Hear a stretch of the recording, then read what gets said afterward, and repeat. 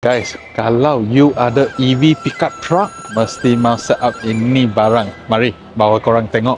Tengok ini rooftop tent, dia pasang dekat belakang cargo bed. Sini dia ada power supply. So, dia boleh supply power untuk naikkan ini tent. Which mean, atas ini, you simpan, turun. Lepas tu, ini lagi retract, turun sampai sama level dengan kereta. So tak akan terlalu tinggi. Dan lagi, I bawa korang naik atas sini, tengok ada apa barang. Jom, sini dia ada satu kerusi untuk you naik ke atas. So dekat sini you tarik.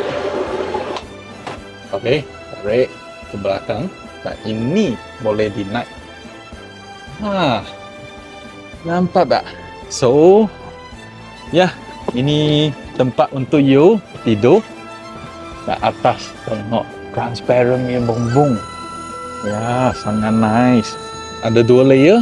Ini untuk elakkan nyamuk. Ini waterproof. So, ada hujan ke atau apa, ya, kasih tarik naik saja. Nice ke tak nice? Dan ini boleh tinggal 2 hingga 3 orang, tak ada masalah. 1, 2, 3. Sedap lah ni. Wuduy.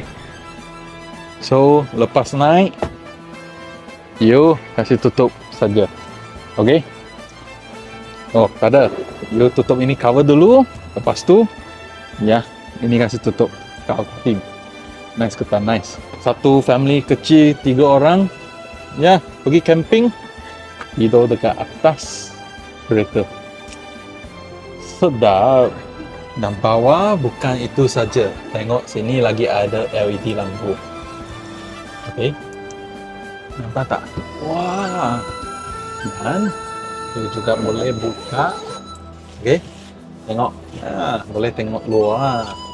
Lagi dekat side sini lagi ada ini side awning. Letak kerusi, meja dekat sini lepak saja.